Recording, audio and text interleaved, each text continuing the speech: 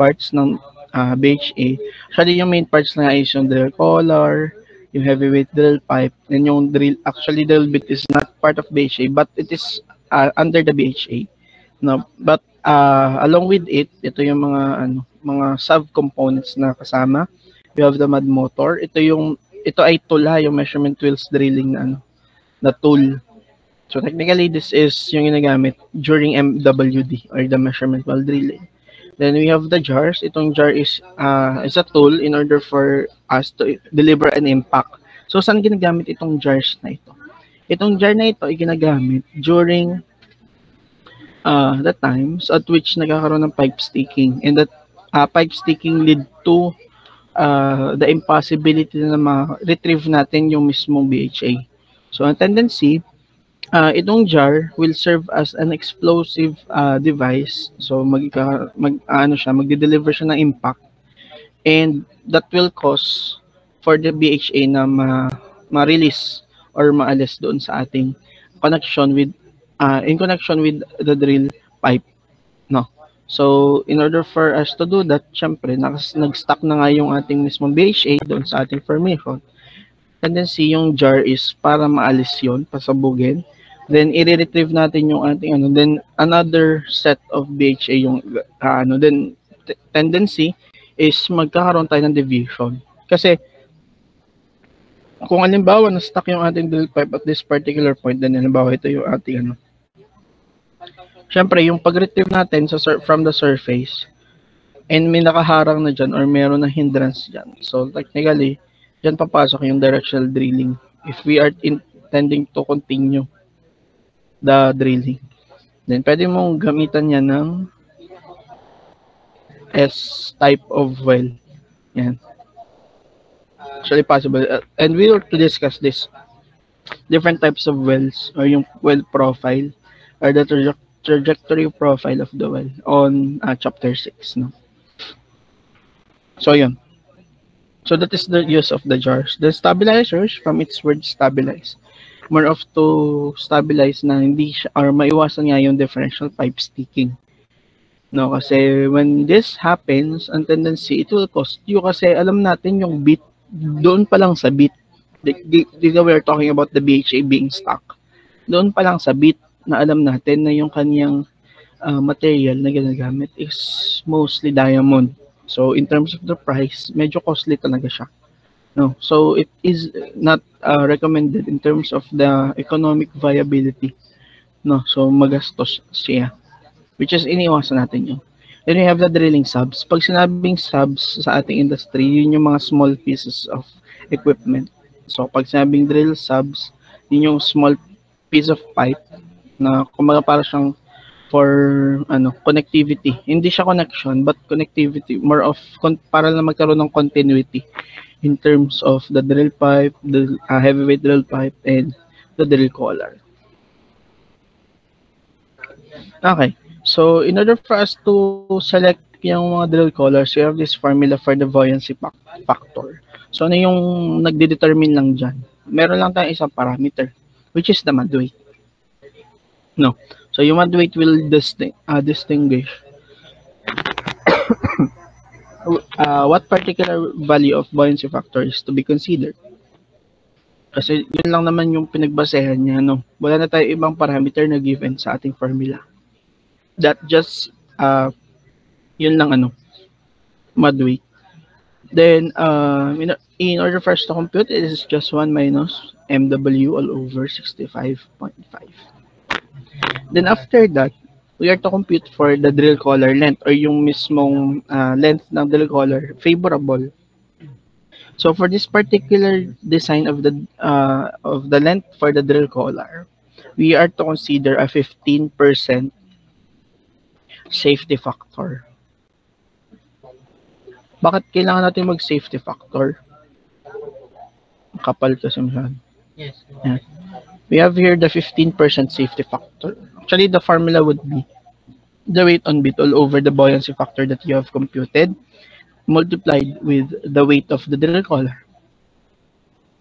Pero para sa inyong 15%. So that is for the safety factor. Kasi if you are considering only this one, yung formula lang na ito, and you're not considering the safety factor. Ang tendency, if there is a change in the weight on bit, possibly magkaroon na agad siya ng problem in terms of magkaroon na agad ng breakage doon sa ating drill collar. Nagigets nyo po? Kaya meron po tayong safety factor na 15%. No, kapag halimbawa ay nabawasan kasi tendency, itong buoyancy factor, di ba siya is affected by the mud weight. Kapag bumaba ang mud weight, ano mangyayari? Actually, tumataas yung buoyancy factor. No, di ba pag bumaba ang mud weight, tataas yung buoyancy factor. Kasi 1 minus ito. Anong no? Di ba testing mo itaas to? Testing nyo nga, RA gawing 14. Anong value ng BF pag 14 na mud weight?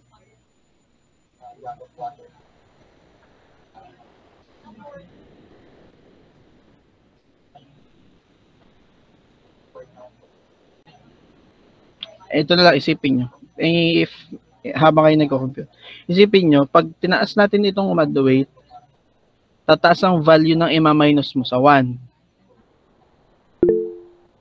0.78. So, yan ay pag 14. Paano pag 13.5 bumaba? Let's check it. Baka kasi mali nga din yung sinasabi ko. Let's check. 0.79. So, ano mas mataas? Mas mataas yung 13.5. So, pag bumaba, mas tataas yung value ng ima-minus mo sa 1. Tama. So, magiging 21 na lang siya, 0.21. Kung ito ay 0.21, nasa baba siya. So, ang decilent po natin is, ano mangyayari? Compared with 0.20, 22, 21.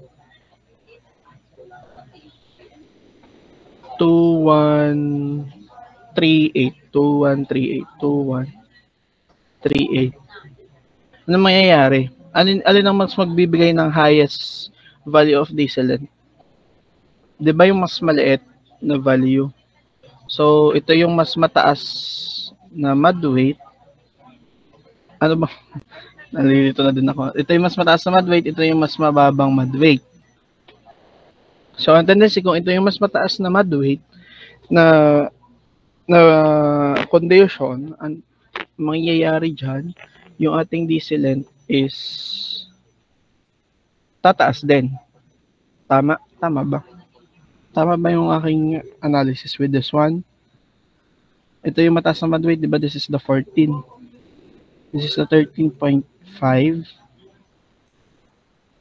Pagtaas ng mud weight, pagtaas ng mud weight, pagtaas ng decilent. Okay? So, ibig sabihin, kapag bumaba yung ating tendency, kapag bumaba yung value ng mud weight natin, bababa yung decilent in terms of the value of the decilent. And kapag bumaba nga yung value ng decilent, ang tendency, magkaroon ng breakage. Kaya, iniiwasan natin na maapektuhan yung mud weight. And syempre, yung mud weight, hindi common na nangyayari na magkaroon ng intrusion of gas. And this gas can cause the decrease in mud weight. No, kasi nag-i-intrude yung ating mga gas particles doon sa ating drilling mud, tendency bumababa yung density niya. Nagigets nyo po? So, kailangan po talaga ng 15% na tawag din safety factor. No? So, yun lang naman yung pinrove ko lang sa inyo using example, exactly an example, in order for you to understand or to analyze the effect kung bakit nagkakaroon tayo ng kung bakit mahalaga na magkaroon tayo ng safety factor. For the directional wells, yung ating pong magiging formula would be yung makukompute nating decilent divided by the cosine of the inclination. Siyempre, we are to consider the inclination kasi nga directional or deviated well po siya. Okay? Okay. So, let's have here the drilling torque and drag. Actually, this one is already discussed in your physics. So, just need to apply it in drilling engineering. No? So, hindi na siya bago sa inyo yung sa formula for the frictional force. It is just the frictional coefficient or the friction coefficient multiplied with the normal force. No.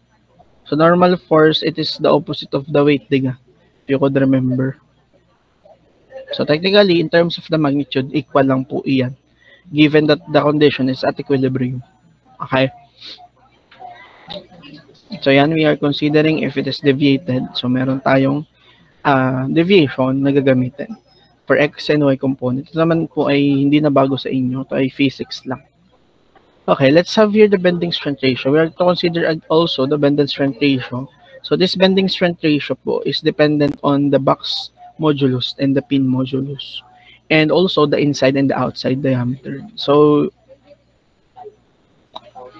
para saan itong ano ba yung pinakaiba ng box and pin? So, yung box and pin, if you're familiar with the threaded connection, so box is the female thread form. So, siya po yung pabilog. Wait, I'll be showing you an image para mas maintindihan nyo. Box and pin. Okay, this is a good example.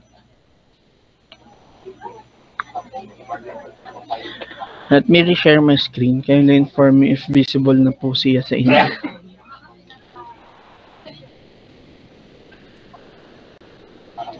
Sa threaded connection, yung box po natin is the female thread form. And as you can see here, this one is the box. Wait lang, para mas makita nyo. I-zoom natin siya. Open image. Okay. Kita niya? Kita niyo na? Okay, so we have here the box, which is the female thread form, and we have the pin, which is the male thread form. So kayo naman ay rated 18 above na kayo. So gets nyo na kung bakit siya naging female and male. Okay, nagets nyo yung thread form, yung connection niya. OA naman ni Jel. Okay, let's proceed again. Let's go back. Gets na yung difference ng box and pin. Baka kasi magtataka kayo ano yung box at ano yung pin.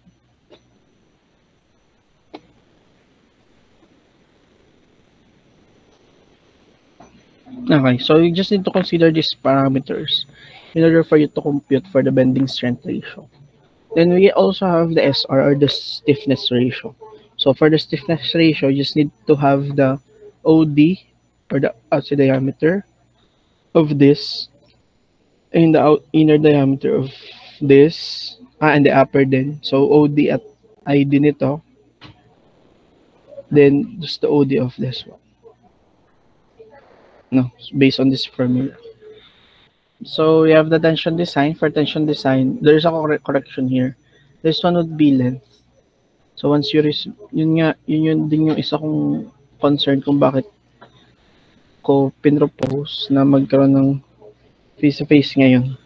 Pero bukas na lang daw, sabi ni Jel. Okay lang sa inyo bukas. Dahil lang sa akin pa inyong lecture notes eh. Ay, tagal na. Week 7 na ngayon. Sa akin pa din yun. Kasi ang daming interruptions and disruptions ng classes. So, yun. Anyways, so ito yung correction. Magiging length siya sa halip na weight, no? So, yan yung mga parameters that is needed for the tension design. So, actually, we have again here. What's this? Ano nga ito? This is the pa-type nga sa chat box. If you could remember the BF, ano yung BF? Ano yung BF, guys? Type sa chat box if ay nahihiyang mag-open ng mic. Boyfriend. So, buoyancy factor. And yung formula is, again, what is the formula? Open mic na para mas madaling doon na sa volunteer. If nagte-take down notes. Yes, John Marie. Ano po, sir? 1 minus mod weight over 65.5 po. Okay. So, yun po yung formula again natin for buoyancy factor. So for the tension design, we are also considering the mud weight. But indirectly, based on this formula, indirectly natin kino-consider yung mud weight kasi yung mud weight is para makuha natin yung buoyancy factor. Clear po yun? Clear yun, guys? Then yan, actually, I won't be discussing this kasi this is part already of your drilling technology. So, you just need to have a review kung ano yung mga Kelly cock, if you could remember during your drilling technology. We have the top drive, we have reamers, stabilizers. Are you familiar with stabilizers and reamers? Pag sabing reamers, it is more of sila yung nag-i-initiate ng anong term niya? Pag sabi kasing reaming, it is more of making a hole. No. So, nagme-make tayo ng hole. So, ito is technically for making a hole. But it is not, hindi siya same lang ng it's to enlarge the hole. Hindi siya yung sa bit. Hindi siya same ng ng specification or ng purpose. Yung sa bit siya yung nag-initiate na maggawa ng hole. Then itong reamer siya yung nag-enlarge in terms na kapag nagkaroon tayo ng rugosity in terms of the diameter, lumiliit yung diameter kasi nagkakaroon ng mud cake, formation of mud cake. So these reamers, siya yung nag-enlarge in order for us to maintain again the particular diameter that is desired. Then for stabilizers, from its term stabilize, so it is more of to stabilize the whole to prevent this differential pipe stickings na problems, yung pipe stuck na problem. Okay? Clear po yun? Clear? So we have the differential pipe sticking. We also have the mechanical pipe sticking. Ano yung difference ng dalawa? Yan na idea. Pag sinabing differential pipe sticking, it is more of nangyari yung sticking of the pipe doon sa borehole kasi there is a big difference in terms of pressure. Kapag naman mechanical pipe sticking, it is due to mechanical failure or yung sa mismong mechanism na nung mismong drill string. Kung ba't halimbawa ay napatabing. In terms of the hindi nag-work yung stabilizers, doon papasok yung mechanical pipe sticking. So yan, ito naman po ay na-discuss na. Actually, ito ding part na ito ay na-discuss natin sa chapter 1. Pero dito ay apat lang sila. If you could remember, yung ating grade ay medyo madami. Tanda yun sa chapter 1. Just to recall, since wala pa din naman kayong, wala pa din naman sa inyong copy nito. Ito, yan, ito yun. Ito po yan. If you could remember during our discussion. Okay, going back.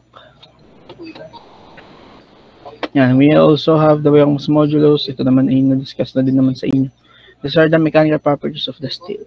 Strain and stretch, stress and strength, elastic, limit, minimum yield stress, ultimate tensile stress. Okay, for the drill pipe upset, yan.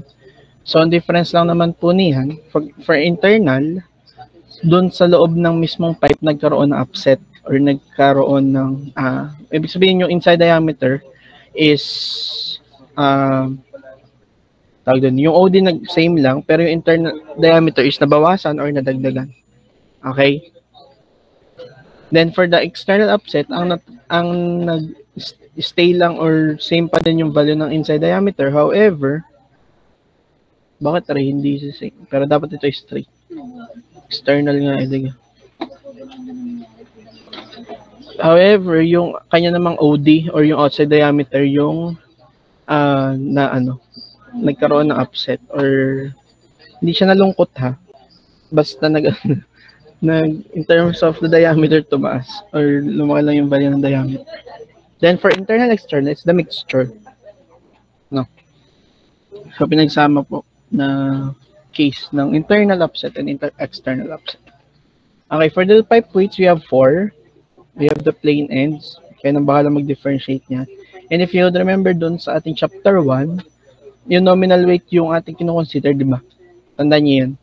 Sa pag-compute na annular capacity, di ba? We are considering the nominal weight. No? So, yan. Medyo mahaba na discussion natin dito. Parang hindi tayo abot. Sige. Let's proceed din sa ating, itong NC, this is pertaining to normal connections. No, so we have the directional connection. This is specifically for specification or the API specification. Then the caller, yan, function niya naman is to put weight on the bit and to keep the string from buckling. We have types, yeah. The caller connections, I'll be distributing na bukas yung inyong module so you can read on these parts. So let's proceed na dito sa ating first sample problem dealing with the string design calculation. So first one, we'll be dealing with the body yield strength. No? So may given po tayong diameter, given yung grade ng casing, given yung nominal weight, given yung nominal wall thickness. No? So yung first step for body yield strength, this is in the form of force. Yeah, force yan.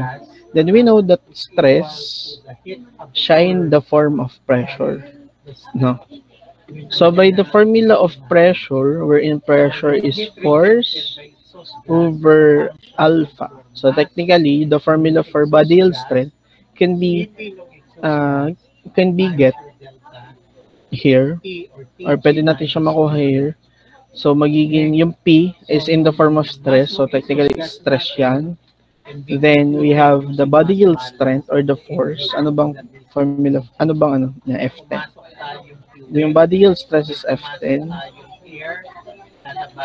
Then area. So your area is the cross-sectional area. And in order for us to get the value of the body yield strength, magiging body yield strength is equal to stress times the area. Hi. So yan po yung formula niya. And we know that there is a given grade. Itong grade na to, ito yung pagbabasehan natin for the stress. So since this is K55, we know that the minimum yield strength or yield stress, this is yield stress. Stress to ha, kasi this is pertaining to the pressure. Since pressure siya, so oil and gas industry tayo, so PSI po yung kanya unit. Hi. So this is our stress, which is 55,000 PSI. How about for our area? Paano natin makukuha yung area? So in order for us to get the area or the cross-sectional area, we are pertaining yung enthalpy ng iyong na-produce na steam. Yung cross-sectional area is this one. This is the top view of a pipe or a drill pipe. Natin yung feedwater. Ito yung pipe. Ang ating pong nominal area or yung cross-sectional area is this one. Yung yellow. Ito po iyan. Yan. Ito po yung kanyang nominal area na tinutukoy. So, in order for us to get that, this is just the area of the larger circle minus the area of the smaller circle. Tama? Tama po yun? Okay. So, for the cross-sectional area, since there is no given diameter or yung inside diameter, actually there is a given outside diameter. The outside diameter is pertaining to this one. Yan, ito yung outside diameter. Ang inside diameter ay ito. No. So, wala tayong given na inside diameter. Ang given po natin yung 20 inch is pertaining to the outside diameter. And in order for us to get the inside diameter, it is just the outside diameter minus twice its wall thickness. And the wall thickness po na given is 0.635. Tama po. Then, ang nakuha nating inside diameter would be 18.730 inch. Clear po iyon? Clear? Then after that, in order for us to get the cross-sectional area, it is just the area, again, of the larger circle, which is pi over 4 d square, minus the area of the smaller circle, which is pi over 4 d square, again, in terms of inside diameter siya. Now, which is, ano siya? Kumaga parang nilabas lang po natin yung pi over 4, kaya ganito yung formula niya. And the cross-sectional area would be computed as 38.63. 63 ba? 38.63 square inch. Clear po iyon. sinasabi sa Clear? atin para makuha mo yung enthalpy. Sure, okay. Then after that, we already have the stress. We already have the area. So, kung Isa lang yung multiply lang po iyan. So, we can get already direct. the, ano ba? The body yield strength, which is, this is in form of pound force. Bakit siya naging pound force?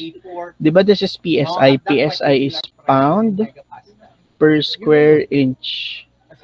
And since this is pertaining to force over area, so this is pound force. Hindi siya pound mass. Magkaiba po siya sa pound mass. Okay?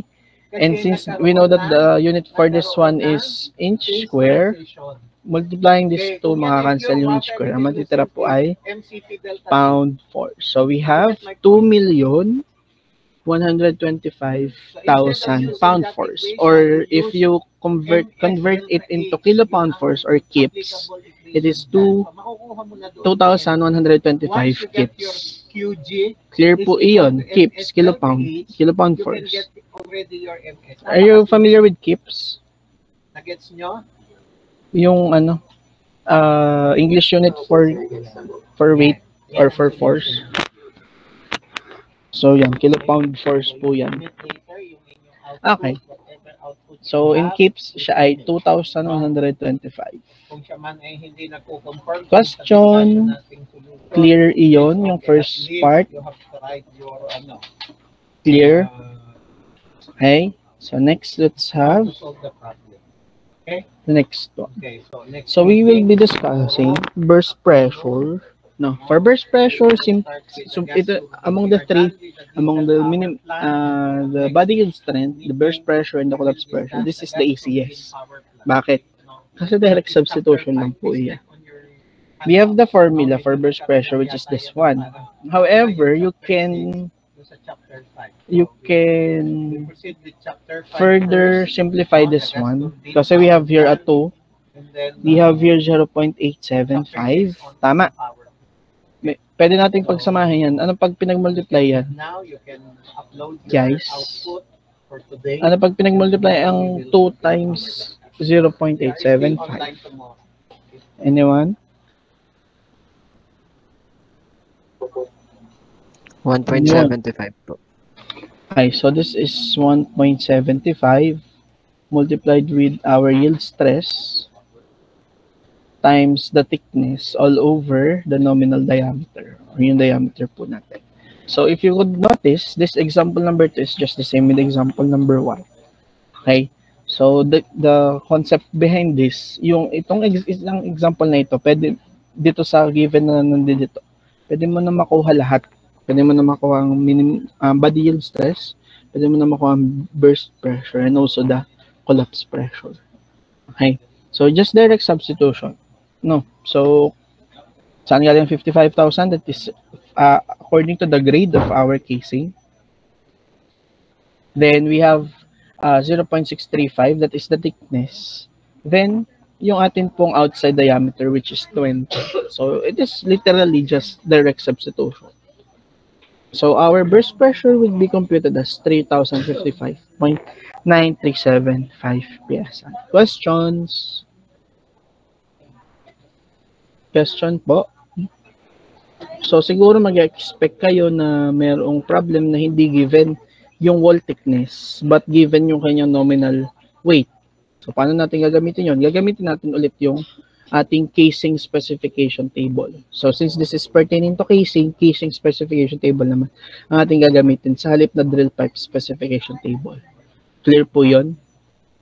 So, this is pertaining to casing ha, hindi to drill pipe. Magkaiba po ang casing at drill pipe. Clear po? Clear? Questions for burst pressure? Okay, so walang question ha. So, let's proceed with collapse pressure. No? For collapse pressure, actually, we have only, there would be 2 tables na pagbabasehan natin. For the empirical constants or coefficients, and also for the ranges in terms of the threshold between yield strength collapse, plastic collapse, transition collapse and elastic collapse. Okay? So, here, we have different formula for collapse pressure. Actually, it's two. Ito yung una, then this one is the second one for collapse pressure. As you can see, for this one, this is pertaining to a region just above yield strength collapse region. So basically, this is the yield strength collapse region, diba? This is pertaining to this region here. Okay.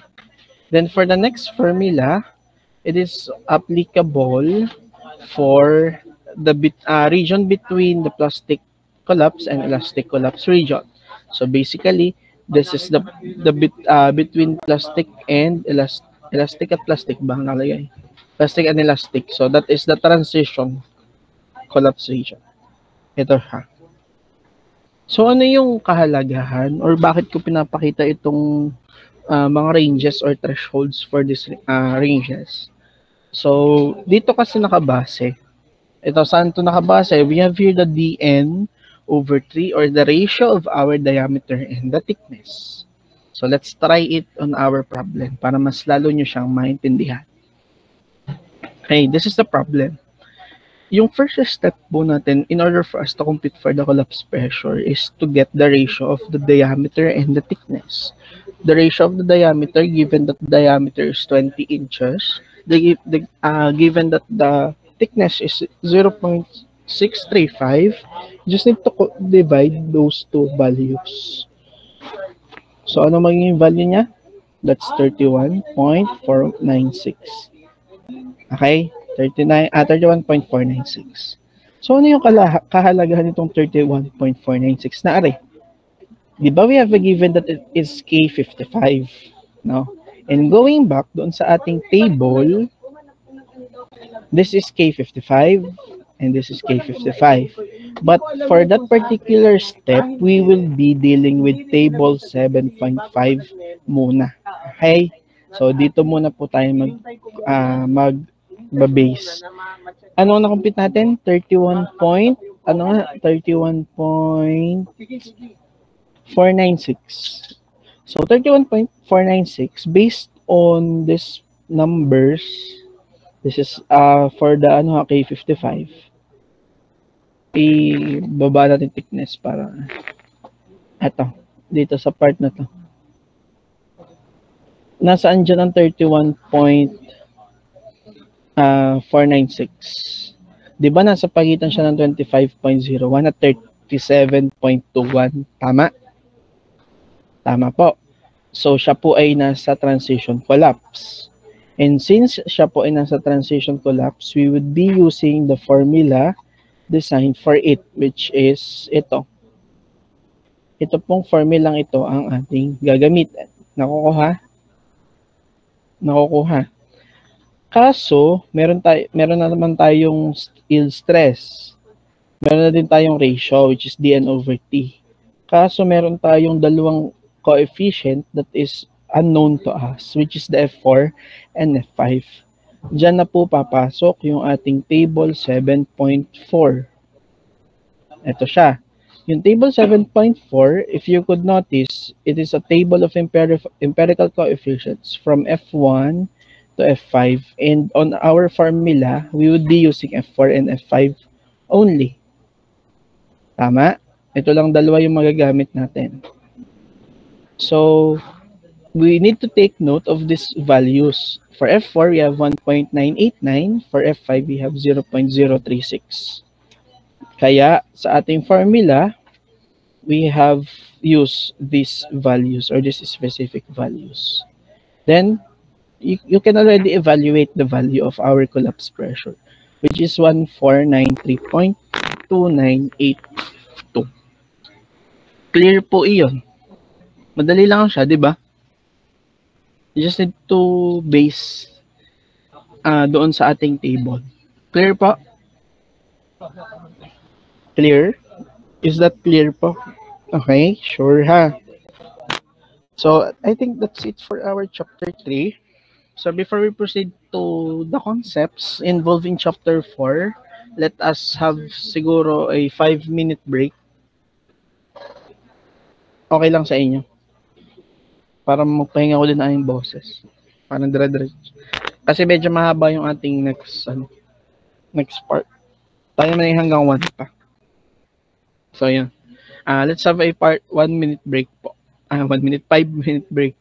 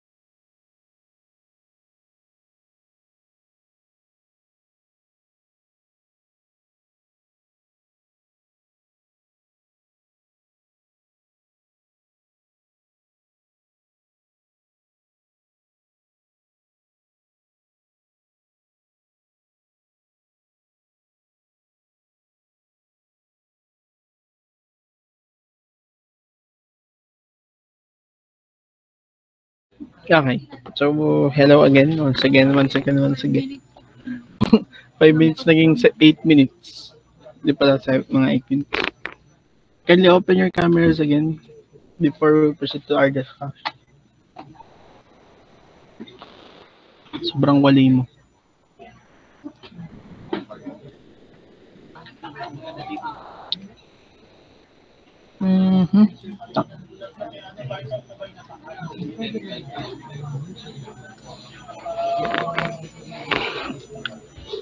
Okay. So, for today, as part of chapter 4, which is drilling hydraulics and well control, we'll be discussing first the concepts about drilling fluids and also yung mga tests or field tests that is available or yung ginagawa mismo for drilling fluids in order for us to quantify its properties. No, para alam natin if the drilling fluid design is capable to do its purpose in terms of the condition given. No. So, yun. Yung water-based drilling fluids po, siya po kasi yung pinaka-common na ginagamit na drilling fluids, no. So, before we proceed dito sa water-based drilling fluid as the common type of drilling fluid na ginagamit, let us first recall or review kung ano ba yung purpose ng drilling fluid sa ating industry or bakit siya mahalaga.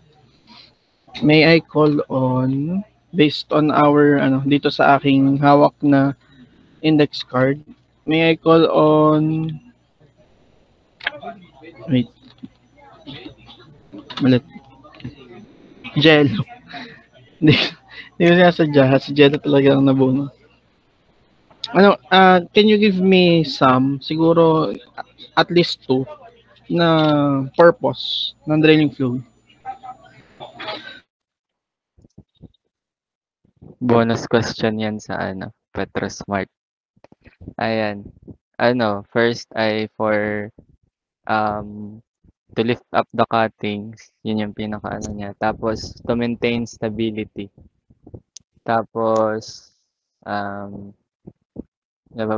cool. To cool the drill bit. Yan. Okay, so those are some of the many purpose ng ating drilling fluid. So, nabanggit niya, ang natandaan kong nabanggit niya ay to cool the bit, to lift the cuttings. Ano yung pangalan yung sa well burst in stability. No. So, technically, for the cooling of the bit, it is somehow associated with lubrication properties. No. So, kasi in order, since this bit is in subject with friction, since umiikot siya or rotational yung kanyang motion. So, subjected po siya with friction kasi it is in contact or directly in contact with the formation. And this friction can induce heat. No? So, nagkikreate po siya ng heat. And as water, having a high specific heat or heat capacity. So, mahirap erase yung temperature ng water. So, it will require large amount of energy. So technically, water is a good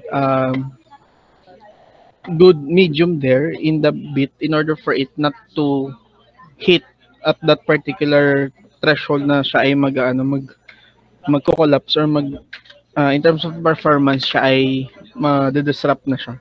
No. And also, it was mentioned by Jello that yung one of the purpose of the drilling fluid is to lift the cuttings. No. So, bakit ba mahalaga mag-lift tayo ng cuttings? So, these cuttings kasi can give us a real-time data. Kasi parang direct measurement siya ng properties ng ating formation. However, in some cases, since we are, yung ating carrier ng ating liftings to the surface is water-based, so may tendency na maapektuhan niya or magkaroon ng infiltration dun sa cuttings. No, so yun yung isang disadvantage po niya. Kaya tayo merong pangalawa or yung indirect nating method of measurement which is yung lagging. No, if you could remember during information evaluation, you have different types of laggings na ginagawa for the formation in order for us to identify at which particular location present yung ating hydrocarbon, at which particular location merong trapping mechanism, at which particular location nandoon yung ating source rock. So those are some of the concepts that we have discussed in formation evaluation, and somehow it is connected with drilling engineering and drilling engineering for this course. And ano yung isa pang nabanggit na it is more of sa wellbore stability. Okay? In terms of wellbore stability, ang kanya pong is you need to have this concept of concept of MPD or the managed pressure drilling. So for managed pressure drilling, kailangan yung ating drilling fluid weight or the mud weight is hindi sobrang taas kasi it can cause fracture, at hindi rin naman sobrang baba that will cause it to have a kick. No, so in order for us to have this managed pressure drilling, kailangan control po yung ating mud density. Kasi this mud density is subjected to the hydrostatic pressure this mud is exerting. No, so in order for us to manipulate the value of our mud weight, we need to manipulate its density. Nakukuha po. No, actually, in order for us to manipulate the hydrostatic pressure, we need to manipulate its mud weight or its density. Clear po iyon? Kagaya ng sabi ko sa inyo kanina, dati din, ulit lang din tayo, na kapag medyo mababa yung ating hydrostatic pressure compared to formation pressure, ang tendency magkaroon ng kick, pumasok yung formation fluid sa ating borehole. Kapag kabaliktaran naman, ang tendency naman is fluid loss or loss circulation. No, and the loss circulation can lead to the decrease or drastic decrease in the hydrostatic pressure or the density of our mud, or I mean the volume pa, yung volume or yung height ng column na finifill niya. So pag bumaba yung value ng height ng column, given that let's say na naging constant lang naman yung density, ang tendency kahit constant yung density mo, hindi nagbago or hindi siya gumaan, pero yung height ng column na finifill niya is bumaba, so bababa pa rin yung hydrostatic pressure niya. Nakukuha po iyon. Nakukuha po. Okay. So, water-based drilling fluid, sabi ko sa inyo kanina, this is the most common type of drilling fluid. However, there is a case or specific case na hindi po applicable ang water-based drilling fluid. Kailan po iyon? Any idea? Kailan hindi applicable ang drilling fluid? Anong particular condition? Let's have Bourbon, Andrea Lynn. Hindi na ba si Andrea Lynn? Yeah, I think. Yes po, sir. Okay, so kailan condition hindi possible, or actually it's possible but hindi applicable yung water-based drilling fluid?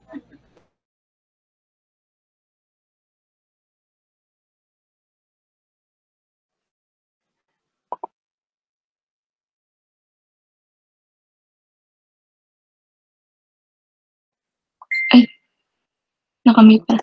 Kapag po, sir, yung pressure po ay low. What do you mean kapag yung pressure ay low? Ano yung, can you further discuss that? Kasi possible na it can be, but in terms of the situation, kailangan maging specific tayo. No, so kapag sinabi mong kapag ang pressure ay low, paano hindi naging applicable, or what is the concept behind kung bakit di siya naging applicable? Actually, I'm waiting for that specific answer. Yeah, go ahead. Yung air or gas drilling po. What the air and gas drilling? Actually, kaya kapag air and gas drilling, ang ginagamit natin is yung mga aerated or gas drilling fluid. Literal na mababa yung density niya. So yun, I think that's enough. Thank you, Miss Andrea Lynn. Any idea? Any other idea? Walang volunteer kung kailan hindi applicable ang water-based drilling fluid. Yes, Victor. JF. Sir, siguro po pag yung area po ay more on clays po.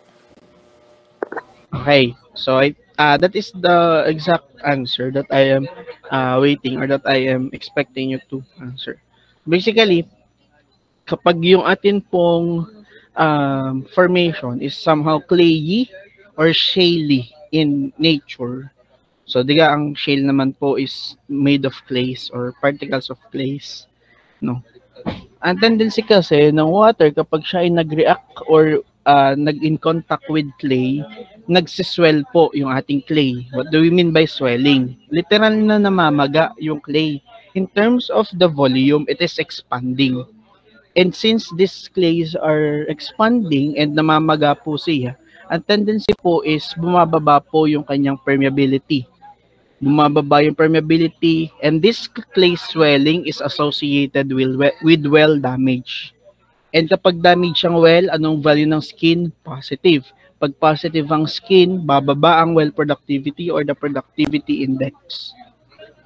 Clear po iyon. Which is, yun yung iniiwasan natin.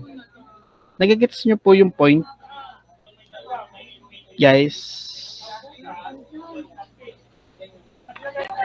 But parang isa na lang ang naka-open cam sa aking end. Nagigets po ang point with regards po doon kung bakit hindi po applicable ang water-based drilling fluid with that case. Pero, may pero tayo. Pero, this water-based drilling fluid is being altered, chemically altered, in order for it to still be applicable. Kasi compared with oil-based mud is another type of a drilling fluid. Mas less cost po ang water-based drilling fluid. Bakit? Water is readily available. You can outsource it from a fresh water. You can outsource it from a reservoir. For example, there's a nearby river or nearby lake. You can outsource the water from it. Unlike kapag oil, it will cost you a lot. Now, in terms of economic viability, it is not recommended. No.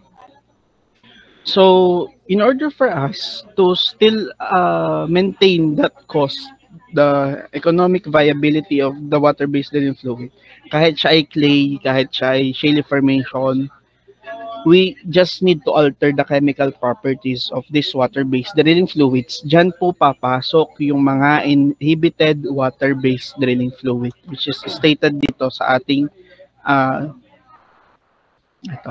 stated pala siya dito. Ito siya, yung inhibited water-based drilling fluid. No. So, yan, this damaging effects can be minimized by using the inhibited water-based drilling fluid. So later on, we'll be discussing those types of drilling fluids. Okay po, nakakasunod po with regards po dito. So ito yung example, yung mga fresh water, yung base, this is pertaining to the base fluid. It can be fresh water, seawater. Yung seawater is only applicable kapag hindi readily available ang fresh water. For example, nasa offshore setting ka. No. Sa offshore setting, unlimited supply of seawater yan. Or for example, nasa lake ka, unlimited supply of fresh water. So, fresh water pa rin. But for the case of the seawater, kung siya ay nasa offshore setting, na siya ay gulf or siya ay nasa ocean, so seawater yung ginagamit na base kasi it is readily available. Then we can also use brine. Brine is the combination of water and salt. This brine can be subdivided into two. It could be saturated. It can be also unsaturated. Then we also have a different type of brine, which is yung formate brine. Yung formate brine, if we are pertaining to brine, it is naturally the sodium and chloride in terms of the salt. Pag formate brine, ang ginagamit po ay yung mga formate salts. Okay? Clear po iyan. Klaro po. Klaro. Okay, let's proceed with the next one. So, for our water-based drilling fluid, we have here different additives. We have the bentonite and the PHP, or the partially hydrolyzed polyacrylamide. So, this particular materials or chemicals, ina-add po natin siya with the water in order for us to improve the viscosity. It increases the viscosity and it can build a wall of cake which will prevent the fluid loss. However, the wall that is needed to be built, yung ating cake wall or wall cake or ano pang mga other term, we have the filter cake yan. Yung mga, basta yung cake, dapat siya ay thick enough, hindi siya sobrang thick, hindi din siya sobrang thin, thick enough in order for us to prevent this fluid loss or the circulation or the loss circulation. No. Kasi kapag sobrang kapal niyan, it can cause formation damage. Kapag sobrang nipis naman niyan, it can cause loss circulation pa rin. So you just need to have an enough thickness for this particular cake or the filtrate cake or filter cake, I mean. Clear po yon, guys? Is that clear? Guys, can I have some response? Okay, so in terms of water-based drilling fluids, we have two types of solids that are present doon sa ating drilling mud. So the first one is yung active. So pag sinabing active, it does readily react with the water present. Then kapag inactive or inert, ano ba pag sinabing inert, di ba, it does not readily react with our water. Diga, pag sinabing inert yung ating chemical, hindi siya nagre-readily react with them. Clear po iyon? And as you can see here, yung mga types, there are examples. For active solids, we have the hydratable and commercial clays. For our inactive, we have the barite. So barite po is, saan siya ginagamit? It is a weighting agent. So it is a type of additive that changes the mud weight or the mud density of our drilling fluid. Then we have the limestone and the sand. Then for the clay chemistry, it is subdivided into two, the expandable and the non-expandable. For expandable, it is commonly known as the hydrophilic. Water-loving po siya, so it will readily absorb water. For non-expandable, it is hydrophobic, which is water-hating, so it does not readily react with or absorb water. Okay, so clay minerals have sandwich-like structures, usually consist of 3 layers, which yung layers po natin are, meron tayong silica and alumina. So alumina silicate po siya. Silicate if there's a presence of oxygen. So alumina silica siya. So a clay particle usually consists of several sandwiches stuck together like a pack of cards. So ito yung itsura po niya. So these are the 3 types of this clay minerals. We have the kaolinite, illite, and the montmorillonite.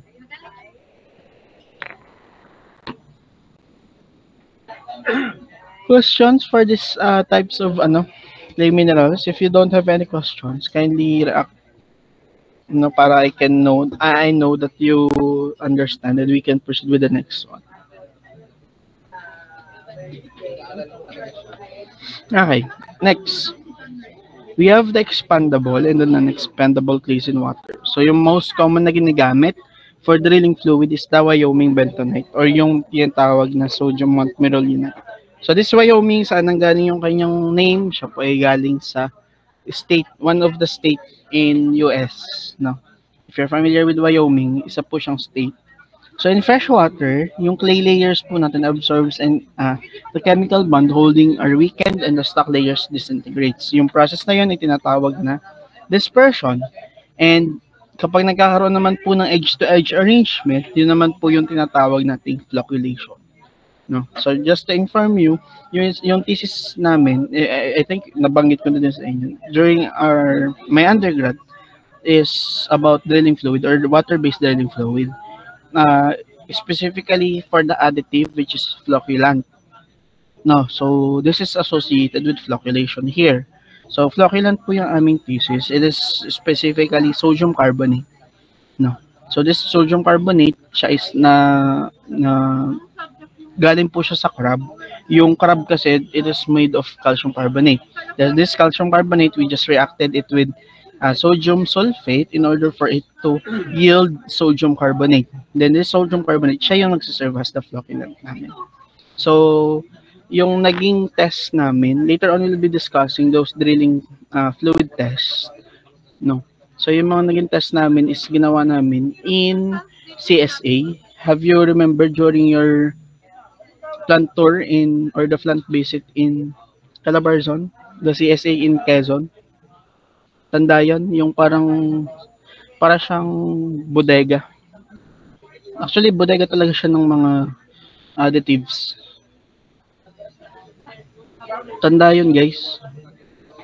Actually, last time, during our thesis, that was 2 years ago. 2 years ago, yeah. 2 years ago kasi doon kami nag-extend. Katabi niya doon, katabi ng CSA doon yung SLB. Actually, yung SLB dati nandoon siya. No. Then, during that time, if you could notice, nung naging meeting place doon is bakante siya. Pero dati siya ay full of nung time namin, full of mga sacks of sodium carbonate, full of sacks ng basta yung mga different minerals or additives. May bentonite, mayroong mga barite doon, full of siya.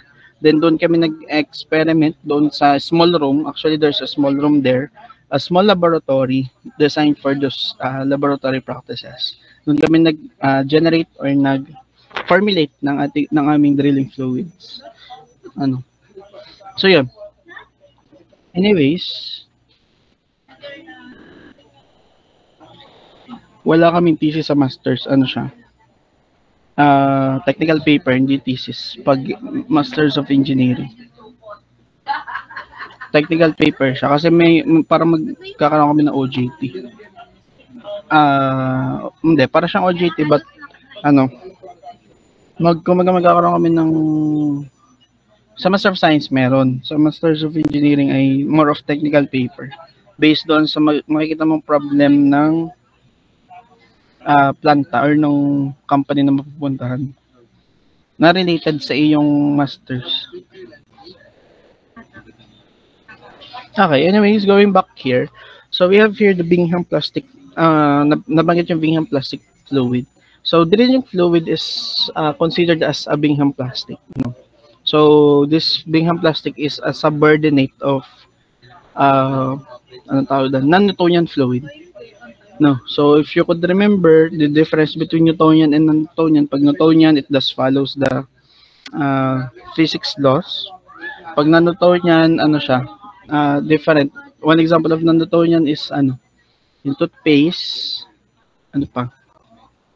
Yung mga gel, yung mga clay gel, yung mga ganun. Yun yung mga non-Newtonian fluids. And drilling fluid, though siya ay pero considered po siya as non-Newtonian fluid. And specifically, it is a Bingham plastic fluid. So we have those different model in terms of the non-Newtonian fluids. No? So for this particular fluids, we are considering different parameters such as plastic viscosity, yield point. We also have the gel strength. No? So yun yung mga parameters na aming mineasure during our thesis. No?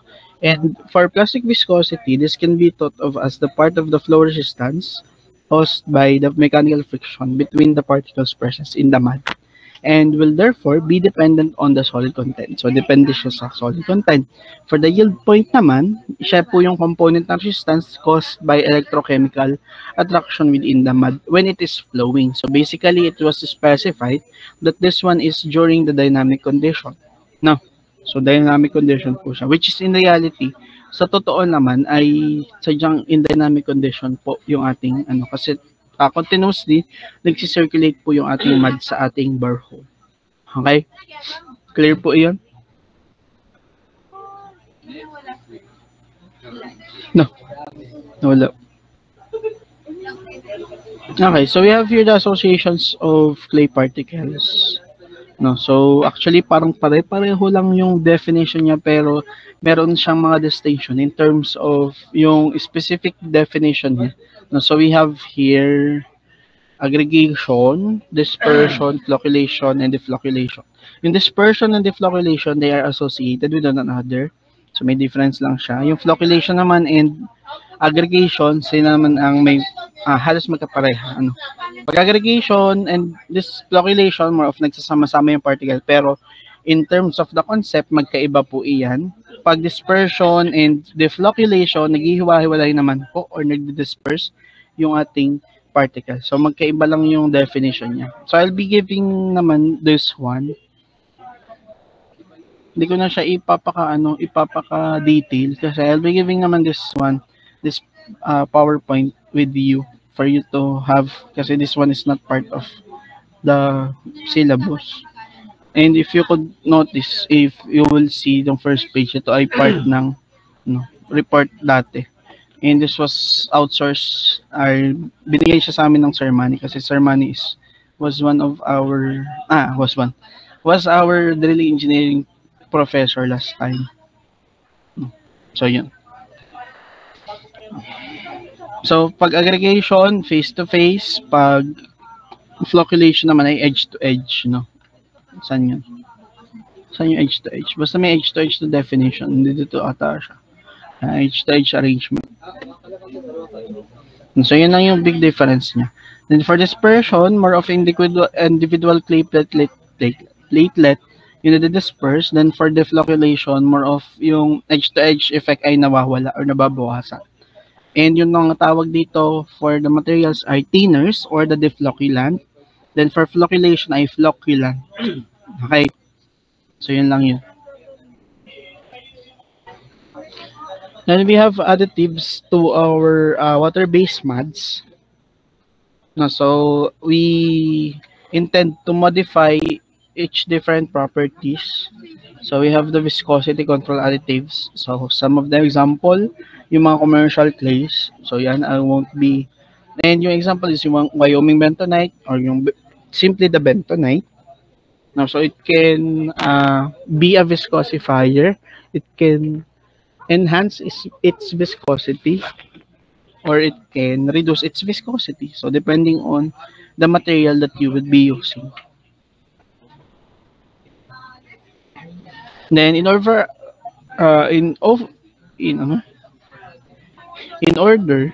to overcome this problem, yung various measures daw po can be taken. We have the chemical treatment, we have the dilution with fresh water, at a apologite clay may be used.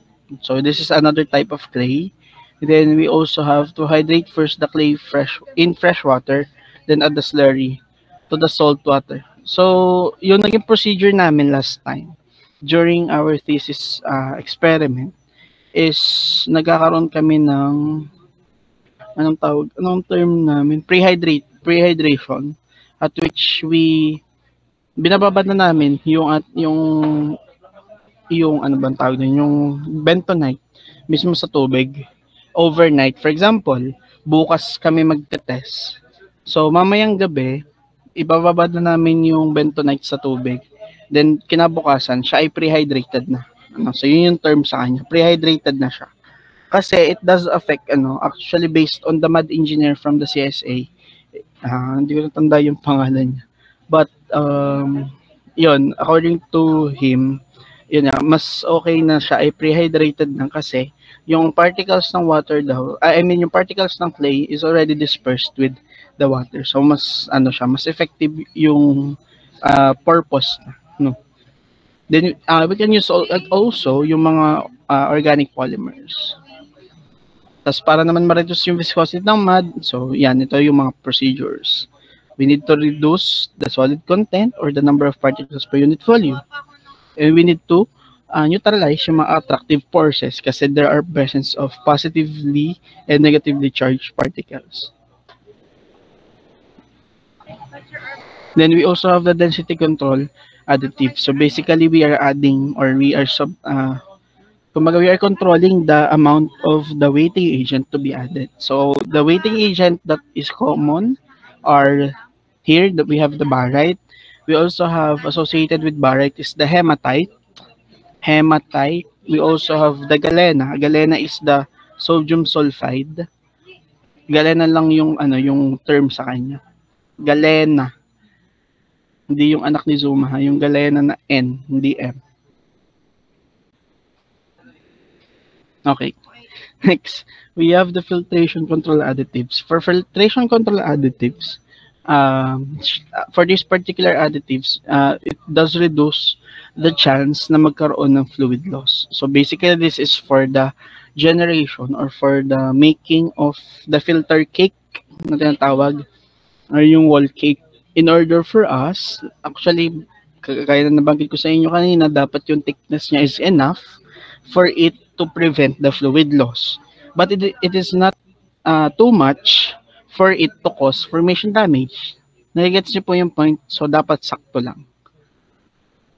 Nagigets po yung sa cause ng filtration control additives. So this filtration, it can be measured using filter press. Actually, in the CSA, there's a filter press, API filter press. However, it is not part of our thesis na i-measure yung filtration properties niya. So, hindi namin siya ginawa. No. So, I'm not quite familiar with the procedure in terms of using the filter press. But, ang gist nun, since meron kami nakasabay na nag-filter press, parang yung mud, parang inaano nyo siya. Kino-compress nyo siya. Kaya sinawag ng filter press. Kino-compress nyo siya in order for it to, na mailabas niya yung filtration property niya.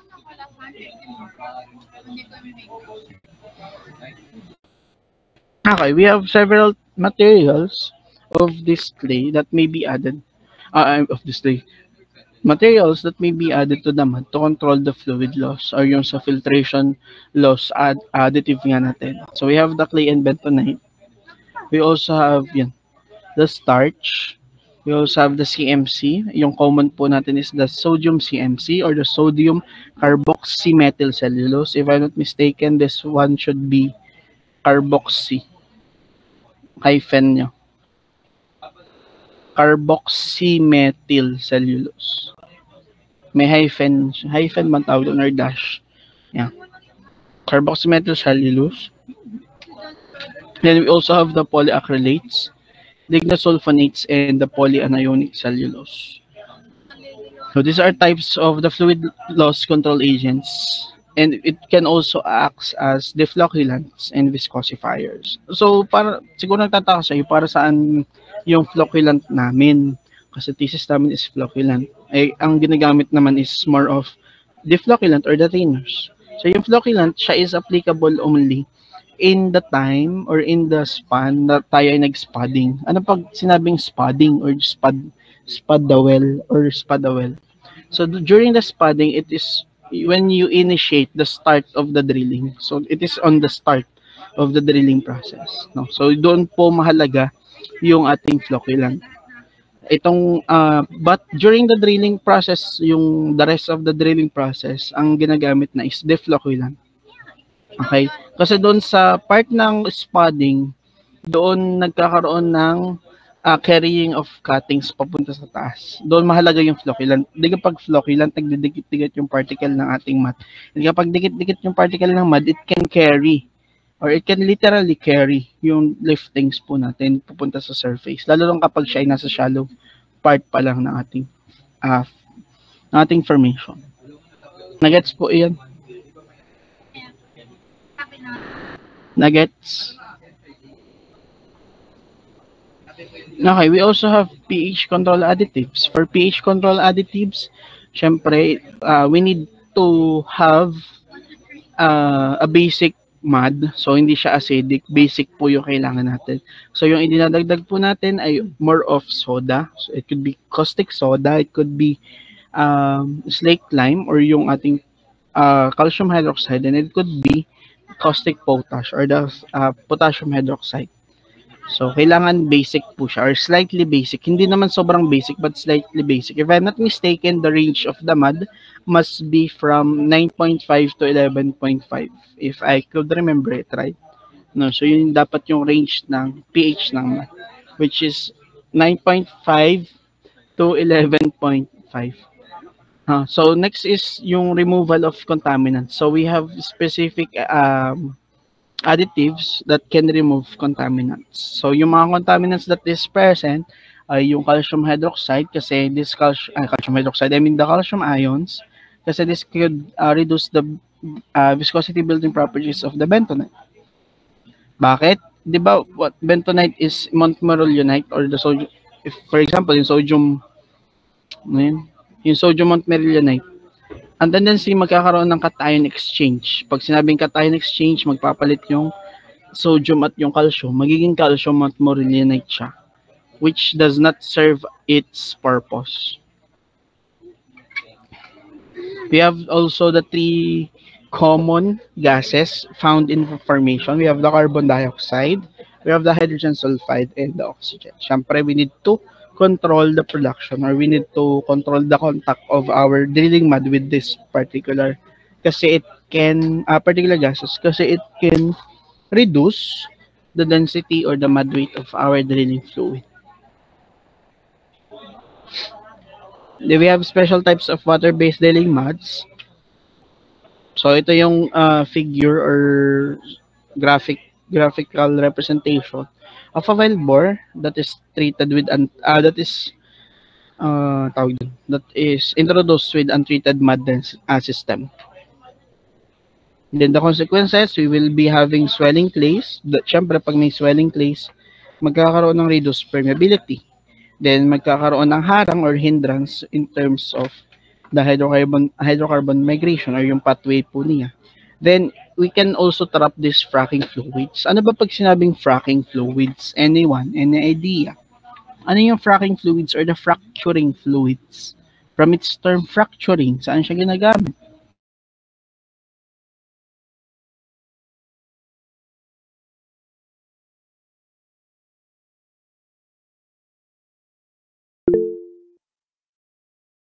Yes, si Andre ang nauna sa akin.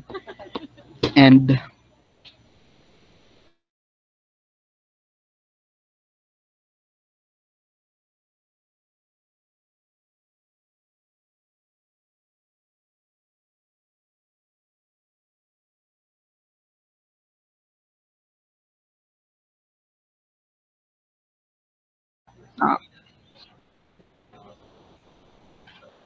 okay, so thank you for your insight. So basically, that's right, no? So this fracturing fluids, from its term nga fracturing, it initiate fractures dun sa ating formation. So in terms of its density or its weight, siya po ay mataas. Kasi it can cause fracture, no? And this fracture fluid is being forcefully pumped dun sa ating formation. Then, in order for it to initiate these fractures, and these fractures will serve as the pathway or yung migration path of our hydrocarbon papunta sa ating borehole, no? Which will increase the productivity index of our formation. And yun naman talaga yung favorable na situation, no? Mataas yung productivity index. That's why yung fracturing is one of the well stimulation techniques that is being done in order for us to increase the well productivity. If you could remember during your production engineering 1 last year, no? So yun naman po ina-discuss na sa inyo. Tama. So sumbong ko kayo sa inyong prop. Okay. So anyways, yun. We have here the inhibited muds. No. So yan, yung once na these fractures are being we are to introduce the propant, and this propant will keep the fracture open. No, so siya yung nagsiserve as parang clip niya para hindi siya mag-close. Para mag-flow pa rin yung So yung propant is, ang itsura niya ay parang sand particles. No. So medyo bilog-bilog siya. Okay. So anyways, let's proceed na dito sa inhibited muds. For inhibited muds, syempre, just like what I've mentioned to you earlier, merong cases or merong specific cases na hindi applicable ang water-based drilling fluid, since, for example, shaly or clayey formation natin, it can induce the swelling of the clay, which will reduce the permeability. And in order for us to address the issue or to solve the issue or resolve the issue, we are to chemically alter the properties ng ating drilling fluid. No? So, dyan papasok yung mga inhibited muds. Okay? For the inhibited MADs, there are several types. We have first the calcium-treated MADs. So for this calcium-treated MADs, yan, it is more of sa cation exchange capacity ng ating drilling fluid with the formation kasi it can affect yung pag ano ng cake, or in terms of the flocculation, in terms of the particles within the mud, it can help, or it can aid in the serving the purpose. For example, meron diyang sodium mercurylate. So tendency is magkaroon niya siya ng calcium mercurylate. However, it does not hydrate extensively and it will initiate the aggregation. And that is for the specific cases na kailangan natin ng aggregation. Okay? So yung effect ng ating calcium-treated mud is evident in this particular graph wherein kapag high solids yung ating ginamit in terms of the solids na particle na ginamit natin, it can have, or it can show here the direct relationship between the viscosity and the amount or the concentration of the filtrate calcium. Pagtaas ng value ng ating filtrate calcium concentration, pagtaas ng ating viscosity. And at certain point, siya ay nagiging stable na siya. Okay? So we have here a note. Yung conversion po ng freshwater mud to an inhibited mud usually takes place in the wellbore. So hindi po siya ginagawa before ilagay sa wellbore. So technically parang nagtitimpla ka doon sa mismong wellbore na hindi sa before ilagay sa wellbore. Nakukuha yung note dito. Yung statement na ito. Guys. So yan, nabanggit dito yung gypsum. Gypsum is the hydrated form of anhydrite. So the gypsum or the calcium chloride can be used in place of lime to supply yung calcium ions natin. Okay? We have the lignosulfonate treated muds. So this is yung common example niya is yung chrome kasi siya ay mura. Cheap po siya, and it has a high tolerance to calcium and salt. And so may kanya-kanya naman siyang purpose. No. So we have the saltwater mud. So para ma-consider siya saltwater mud, so may excess na 1% by weight in terms of the sodium chloride or the salt concentration.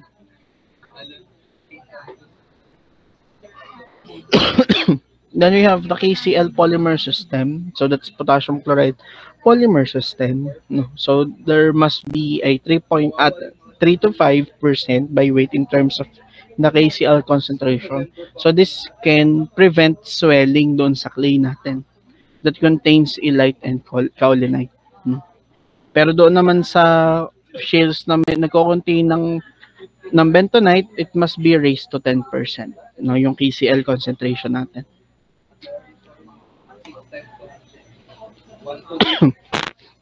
So this is stable up to 300 degrees Fahrenheit.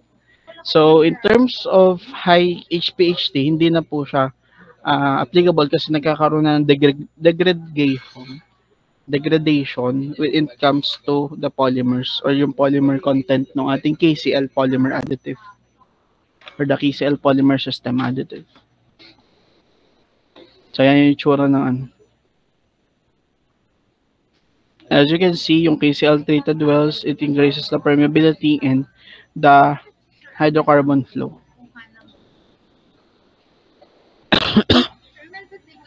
You have the polyol drilling muds, kaya siya polyol kasi puro ol yung huli niya.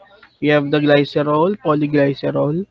You have the glycol, and yung glycol is commonly ginagamit is the propylene glycol. So more of the shale inhibiting properties or for shale formation din talaga siya.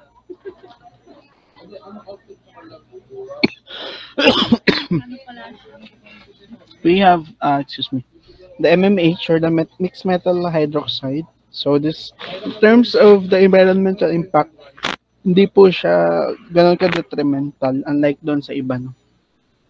And its benefits is excellent for whole cleaning properties. So pwede siyang pang linis ng hole in terms of yung mga mud cake na unnecessarily nandoon sa ating borehole.